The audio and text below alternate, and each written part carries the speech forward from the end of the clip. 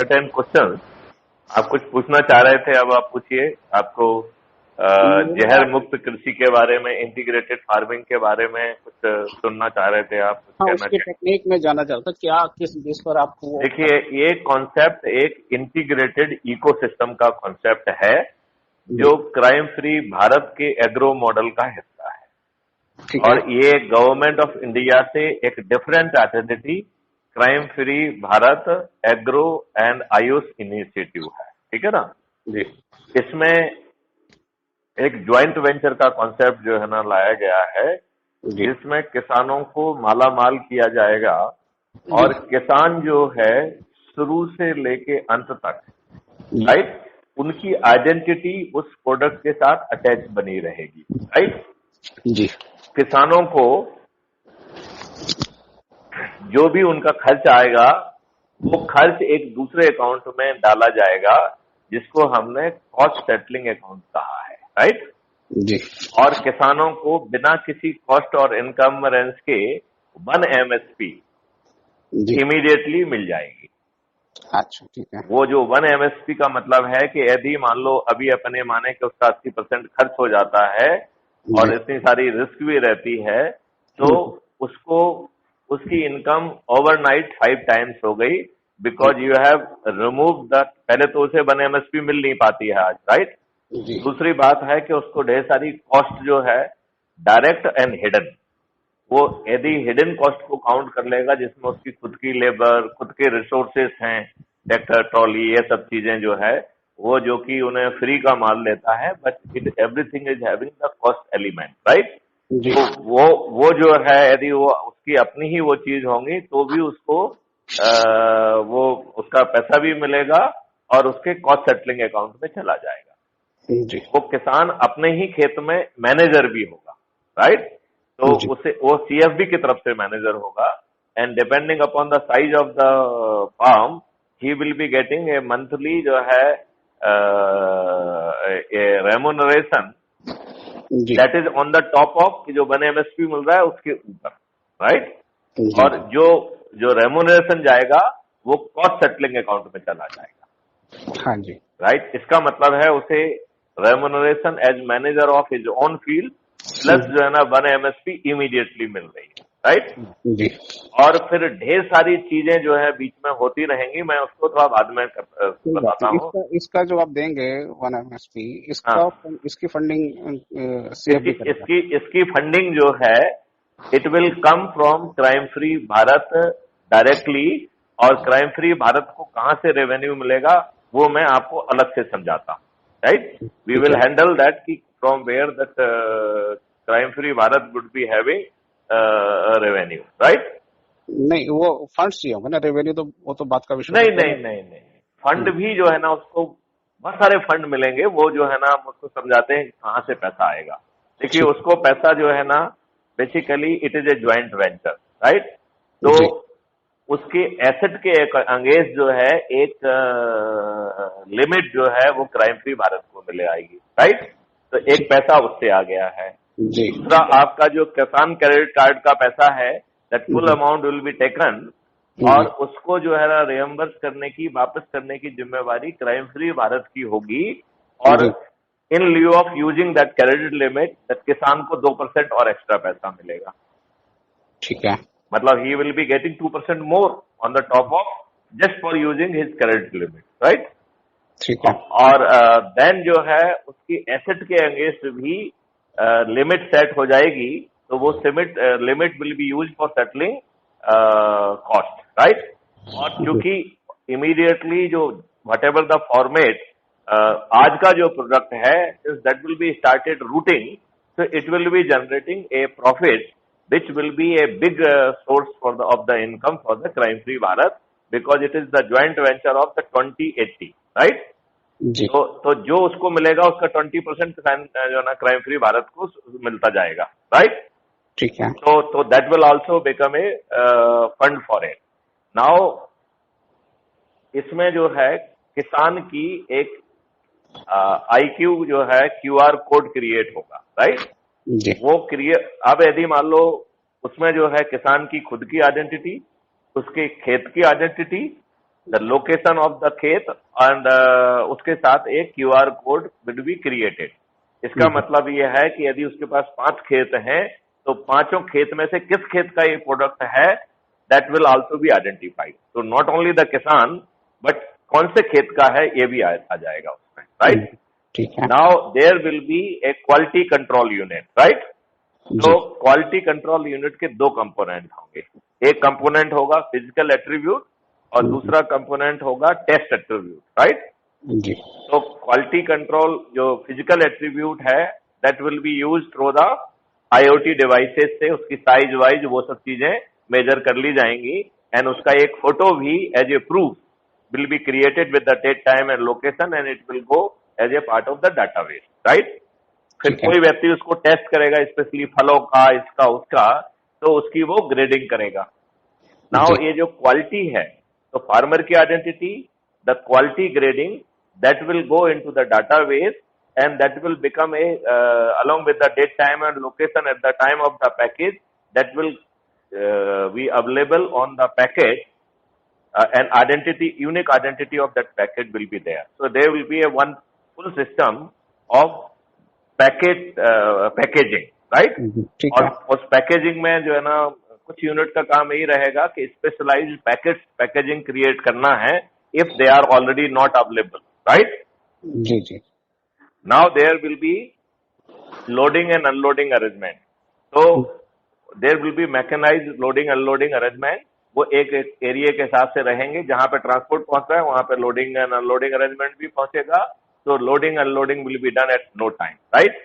And इनसे जो जितनी भी कॉस्ट है, चाहे वो खेत पर जो मजदूर काम कर रहा है, चाहे सैपलिंग के लिए जो है ना पेमेंट हो रहा है, that payment will be done instantaneously the moment things reaches at the farmer site, right.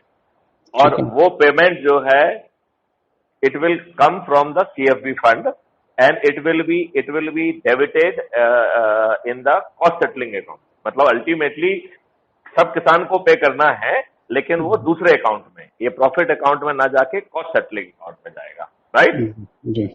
Now चाहे वो ट्रांसपोर्टर हो या क्वालिटी कंट्रोल होगा, depending upon the service they are providing, they will get instantaneous payment, right.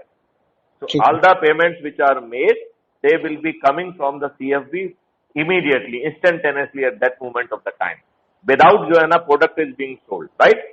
इसका product के बिकने से कोई लेना देना नहीं है, राइट। क्योंकि प्रोडक्ट तो जो है यदि भारत में बिकेगा तो वो 2 MSP से 3 MSP के बीच में बिकेगा, राइट। और यदि उसको CFB के वॉलेट के थ्रू खरीदा जाएगा तो 10% डिस्काउंट मिलेगा। सो लेट्स प्रिज्यूम कि everybody would like to avail that 10% discount, तो हर चीज जो है ना CFB वॉलेट जो है के थ्रू खरीदी जाएगी, अपन ये मान लेते हैं, राइट। एंड CFB वॉलेट के बैक एंड पे जो है बैंक रहेगा CFB का, राइट। सो इसमें जो है जितने पॉइंट्स उसको CFB के पॉइंट उसको मिलेंगे बंदे को, वी विल ट्राई कि उसमें उसको बैंक का इंटरेस्ट पॉइंट भी मिलेगा, राइट। अच्छा, उसका पर्पज ये है कि वी डू नॉट वांट कि बंदे को जो है जो CFB पॉइंट्स हैं उनको मनी में जब तक वो क्रिएट ना करे तो दैट इज बेटर, राइट। वो उसको जो भी चीज वो खरीद रहा है वो CFB के वॉलेट से खरीद सकता है और बैकएंड पे जो ना उसका रुपये में पेमेंट होता रहेगा, which will go from the CFB fund, right. इससे फायदा ये निकलेगा कि जो उसके पास सेविंग या लिक्विड मनी होगी which he doesn't need immediately, if he want, that will get converted into his bank account at the click of button. उसको बटन दबाते ही उसके अकाउंट में पैसा आ जाएगा यदि वो पॉइंट को पैसे में कन्वर्ट करना चाहता है, राइट। लेकिन this is unnecessary causing extra problem to the CFB, right. तो CFB इस बात को डिस्करेज करने के लिए 30% रिडेम्पशन फीस लेगा। क्यों? क्योंकि आपको कुछ भी चीज खरीदना है तो वो CFB के पॉइंट एज ए जो ना रुपये ही आपके लिए काम आ रहे हैं, और वो CFB point will be growing like bank point also, तो आपको उस पर इंटरेस्ट भी मिल रहा है। तो there should be no incentive कि सिर्फ अकाउंट में आज जब यूज नहीं कर रहे हो तो उसे पैसे में कन्वर्ट करना will not be a right strategy, right. तो उसको डिस्करेज करने के लिए there will be redemption fee, right. तो जो लोग मूर्खता में रिडेम्पशन कराएंगे, they will unnecessary lose 30% of their money और नथिंग, राइट? जी जी जी तो आपको जो है these things would be creating a hell lot of money, right? जी एंड सीएफबी का इकोसिस्टम हर चीज से टाई अप करता जाएगा, क्योंकि ये सैपलिंग क्रिएट करेगा, सो दैट, और सैपलिंग में भी फ्यूचरिस्टिक सैपलिंग क्रिएट करेगा। मतलब वो अपने नर्सरी से कहेगा कि आप जो है जितनी सैपलिंग चाहिए, हमारा क्वालिटी कंट्रोल चेक होने के बाद you will get the money for that, right? और जी वो आपके यहाँ ग्रो करेगी, तो उसके हिसाब से जब आपके गेट से बाहर निकलेगा वो पौधा, तो आपको उतना पैसा उसमें मिलेगा, राइट? पर्पज ये है कि वी वांट कि आफ्टर 5 ईयर, 5 साल का जो रिक्वायरमेंट है वो बड़े प्लांट के रूप में हो जाए, जिससे फ्यूचर में 5 साल बड़े प्लांट ही खेतों में लगेंगे। जी और there could be integrated nursery and there could be कह सकते हैं कि स्पेशलाइज्ड नर्सरी भी हो सकती है। तो स्पेशलाइज्ड नर्सरी होंगी तो 4 तरीके के प्लांट की होंगी। एक होगा जो है हॉर्टिकल्चर प्लांट, फ्रूट्स का प्लांट होगा, राइट? और जी वो फ्रूट्स वहीं उगाया जाएगा जो जहां का निश एरिया होगा, राइट? क्योंकि उस निश एरिया में जब आप ग्रो करेंगे तो उसकी क्वालिटी, टेस्ट, हर चीज यूनिक होती है। क्योंकि हमारा पूरा एरिया पूरा भारत है, तो जो चीज शिमला में उगना चाहिए या जो चीज कश्मीर में उगना चाहिए वो वहीं उगाई जाएगी, राइट? यदि जगह कम पड़ जाएगी तो हम लेयर में उगा देंगे उसको, राइट? लेकिन दूसरे एरिया में नहीं ग्रो करेंगे। तो हमें उसकी मेडिसिनल से लेके best quality we will be getting, that is the big advantage, right? And हम जो है इन प्लांट्स को एज पर द, इसमें अभी एक बहुत बड़ा कॉन्सेप्ट जो हम लेके आ रहे हैं, हमारा ये मानना है कि पहले हमारा जो ट्रेडिशन था उससे बहुत सारी चीजें हो जाती थी, क्रॉप रोटेशन हो जाता था, डिस्ट्रीब्यूशन हो जाता था, जिसमें जो है ना हम पल्स बोते थे, तो उसकी जो जो जड़ें हैं, उन जड़ों को जो है वो नेचुरल राइजोम जो है वो नेचर से न्यूट्रिएंट्स को लेके सॉइल में ट्रांसफर कर देते थे। ऐसे बहुत सारे काम जो है ना ट्रेडिशन से हो जाते थे। अब क्या हो गया है, कैश क्रॉप आ गई, ट्रेडिशन भाग लेने चले गए, हर कोई जो है शुद्ध लाभ कमाना चाहता है, even at the cost of causing problem to the other. दूसरे लोगों की कीमत पे वही जो है वो शुद्ध रूप से धन कमाना चाहता है, राइट? और वो इस चक्कर में ससेप्टेबिलिटी भी कर रहा है। यदि एक पूरे बेल्ट में एक जैसा यूनिक क्रॉप रहेगा तो कोई भी यदि फंगस, कोई भी यदि अटैक होता है तो वो पूरी फसल को चट्टा कर देगा, राइट? तो it is not scientifically good. तो इसमें कौन सी चीज कितनी लगाना है वो डायनामिकल मैथमेटिकल मॉडल से क्रिएट होगा, राइट? लेकिन कोई ब्यूरोक्रेट इसको एडमिनिस्ट्रेट नहीं करेगा, ऐप इसको एडमिनिस्ट्रेट करेगा, राइट? और ये जो है quantity would be calculated on the basis of, जैसे जैसे आपकी प्रोसेसिंग कैपेबिलिटी बढ़ जाएगी तो हम रॉ मटेरियल नहीं बेचेंगे, हम उसकी मेडिसिनल और बाकी चीजें, लॉन्गेटिविटी चीजें मिला के we will be creating a niche product जो कि अमृत और अमृत से भी बड़ा होगा, जिसके से हम जो है ना देश को दीर्घायु और निरोगी बना पाएंगे, राइट? तो इस देश को तो जरूरत है ही, इससे ज्यादा इन प्रोडक्ट्स की जरूरत विदेशों को है, राइट? तो हम अपने इकोसिस्टम से उसे विदेशों में भी बेचेंगे, विदेशियों को नहीं बेचेंगे, विदेशों में हमारा इकोसिस्टम क्रिएट होगा, हमारी फ्रेंचाइज क्रिएट होगी, और जो परचेजर है उसको, जैसे पतंजलि के आउटलेट हैं, ऐसे ही क्राइम फ्री भारत के आउटलेट ज्वाइंट वेंचर के तहत क्रिएट होंगे, और वी विल ट्राई कि यदि विदेशों में बिक रहा है तो वहां पर 10 times to the 100 times of the MSP depending upon the quality and medicinal and other requirement ये बिकेगा, राइट? अब अज्यूम करिए, अपन थोड़ी देर के लिए मान लेते हैं कि कोई चीज 100 MSP पे बिकी, राइट? आपने किसान को 1 MSP दे दिया, राइट? अब ये 99 MSP जैसे ही उसको जो है ना पेमेंट मिलता है, वो जाके किसान के कॉस्ट सेटलिंग अकाउंट में जाएगा। मतलब 99 MSP भी किसान के पास ही आ रहा है उसके कॉस्ट सेटलिंग अकाउंट में, राइट? ठीक है। और जो कॉस्ट सेटल करने के बाद जो एक्स्ट्रा बचेगा वो जो है, जो 1 MSP अकाउंट है उसको प्रॉफिट अकाउंट करें तो वो प्रॉफिट अकाउंट में ट्रांसफर हो जाएगा, 20% CFB के अकाउंट में चला जाएगा, 80% किसान के खुद मिल जाएगा, राइट? ठीक है। तो इसका मतलब ये है कि इसमें जो बड़ी बड़ी कंपनियां जो पहले जो अपने फायदे के लिए बखारी बदमाशी करती थी, वो अब नहीं होगी। फाइनल प्रोडक्ट जहां पर बिक रहा है उसमें उस किसान की आइडेंटिटी है, तो जैसे ही वो फाइनल कंज्यूमर को बिकेगा, राइट, क्योंकि फाइनल कंज्यूमर को भी हमारा इकोसिस्टम बेचेगा, होलसेल और वो नहीं, होलसेल और उसके पास भी जाएगा तो दे will be getting A service charge, right. ठीक है। मतलब यदि एज्यूम करिए कि जो अब भाई बहुत सारे लोग बेरोजगार हो जाएंगे, तो wholesaler will also become the part of our franchise, right, but they will be getting a kind of a service charge for the services they are providing. Main पैसा जो है ना वो किसान के कॉस्ट सेटलिंग अकाउंट पे जाना है, राइट, और जो सर्विस चार्ज या जो भी अमाउंट है that will be going to the cost settling account as a cost, right.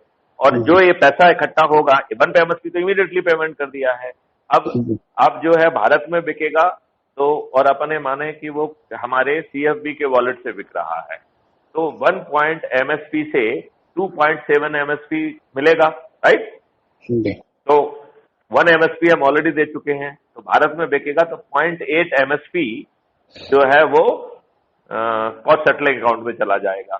और यदि हाईएस्ट बिकता है बेस्ड ऑन द क्वालिटी, तो वो 1.7 एमएसपी बाद में, क्योंकि 1 एमएसपी दे चुके हैं, तो 1.7 एमएसपी उसके प्रॉफिट अकाउंट में ना जाके 1 एमएसपी अकाउंट में ना जाके कॉस्ट सेटलिंग अकाउंट में जाएगा, राइट। अब यदि यही चीज विदेश में बिकेगी तो इसकी 10 एमएसपी से 100 एमएसपी की रेंज रखी गई है depending upon the quality, right. तो यदि एज्यूम करिए कि वो सबसे लोएस्ट पे बिकता है क्योंकि वो सबसे खराब क्वालिटी का है, तो जो 9 एमएसपी क्रिएट होगा वो संबंधित किसान के कॉस्ट सेटलिंग अकाउंट में जाएगा, राइट। और इस कॉस्ट सेटलिंग अकाउंट में बहुत ज्यादा पैसा खर्च किया जाएगा। क्यों? क्योंकि हर उसमें जो है ना ये नर्सर से लेके मजदूर से लेके हर किसी का पेमेंट जो है इसी कॉस्ट सेटलिंग अकाउंट से होना है, राइट। अब जो है वहां पर गौशालाएं होंगी, तो गौशाला का सेट से लेके हर चीज डेजिग्नेटेड टाइम पे वहां पहुंचेगा, और सीएफबी उसका पेमेंट उस समय कर चुका होगा जिस समय वो वहां लगने के लिए पहुंचा है, राइट। तो वो कॉस्ट सेटलिंग अकाउंट से जाएगा। आप जो बी कीपिंग करेंगे तो उसका इंफ्रास्ट्रक्चर के लिए जो कॉस्ट लगेगी वो जो है कॉस्ट सेटलिंग अकाउंट से जाएगी। मतलब immediate payment will be from the CFB fund, final settlement with from the cost settling account. और आप ये सोचिए कि जब हम 10 फीट की ट्रेंच जो है हर बड़े खेत में खोदेंगे, तो that will be a herculean task. मतलब देखा जाए तो हम पूरे भारत को ही खोद डालेंगे, राइट। तो इसमें बहुत बड़ी कॉस्ट लगेगी, और इस कॉस्ट को जो है उसी तरीके से कॉस्ट सेटलिंग अकाउंट से मीट आउट किया जाएगा, और एक्वा कल्चर से भी अपन को फायदा मिलेगा। हाँ गुड़िया, मैं 10 मिनट में आया। क्या हो गया? अच्छा अच्छा कुछ लोग मिलने आए हैं, मैं इसका सेकंड पार्ट आपसे थोड़ी देर से चर्चा करूं? कल कर लेते हैं। कल कर लेते हैं, राइट। तो मेरा कहना है कि this is a very good philosophy, but anyway इसमें मैं 2 चीजों से आपकी थोड़ा सा सहमत हुआ। पहले एक से पूरी तरह सहमत हो गया, जो क्राइम, वो जो आपका साइबर क्राइम वाला है, वो तो बहुत जबरदस्त चीज है। आप तो बेसिकली ये सब जो ना नियम कानून सब सरकारों से बनाना है, और वो हमको उसे व्यवस्थित करना पड़ेगा, क्योंकि ये हमें ह्यूज नेटवर्क चाहिए, इसमें तो अपने को टेक्निकल नहीं देखिए, नेटवर्क कुछ नहीं करना है। ऊर्जा केंद्र बनाते जाइए, ऊर्जा केंद्र के सामने जो वोट केंद्र भी होंगे और वो सबको व्यवस्थित करेंगे, है कि नहीं, राइट। तो हम आपसे फिर सुबह बात करते हैं, ओके, राइट, नमस्कार।